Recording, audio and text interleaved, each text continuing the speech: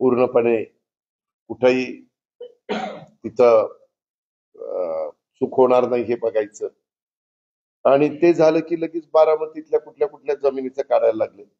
माझं तुम्हालाही सगळ्या पत्रकार मित्रांना आव्हान आहे, मी माझ्या राजकीय कारकिर्दीला सुरुवात केल्यापासून मी कधीही माझ्या हातनं कुठली चुकीची गोष्ट होऊन देत नाही. आणि मी मागेही 2-3दा एकदा मुंबईला सांगितलं, पुण्यामध्ये सांगितलं, आता तुमच्या इकडे सांगतो की माझ्या नावाचा वापर करून माझ्या जवळचे नातेवाईक असतील, लांबचे नातेवाईक असतील, माझे जवळचे कार्यकर्ते असतील, माझे जवळचे सहकारी असतील, माझ्या जवळचे अधिकारी असतील, त्यांनी जरी कुणी काही सांगितलं, त्यांनी तर सांगूच नाही, पण यदा कदाचित काही सांगितलं तर ते नियमात नसेल तर अजिबात संबंधित अधिकाऱ्यांनी त्या कामात करता कामा नये.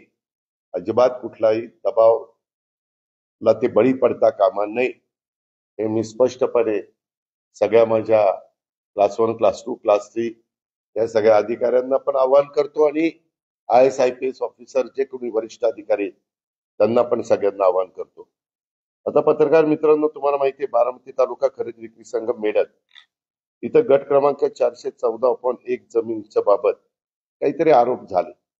मी त्याही वेळेस सांगितलं की जे आरोप झाले त्यांनी कागदपत्र तपासावी, त्याच्यात जर चुकीचं झालेलं असेल तर संबंधितांच्याकडं तक्रार करावी, संबंधितांनी त्याची चौकशी करावी, कायद्याच्या नियमाच्या अधीन राहून, आणि चौकशी करून सत्य लोकांच्या समोर आणावं.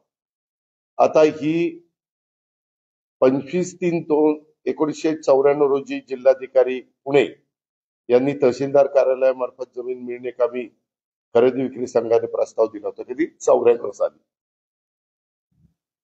नंतर 4थ्या महिन्यात म्हणजे पुढच्याच मार्चला प्रस्ताव दिला, एप्रिलला ग्रामपंचायत मिळत होती, त्यांनी शासकीय जागा मिळवावा, ठराव मिळावा असं मागणी आम्ही म्हणजे संघाने केली.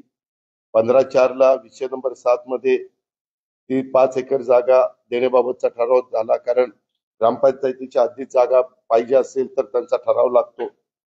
11/5/94ला 2 महिन्यांनी त्याची सर्व कागदपत्राची पूर्तता करून प्रस्ताव जिल्हाधिकाऱ्याकडे सादर झाला. तहसीलदारांनी काही प्रस्तावातील त्रुटी पूर्ण करण्याबाबत पत्र संघाला दिलं. संघाने ते सगळं काही नीटनेटकं केलं, त्या त्रुटी पूर्ण केल्या आणि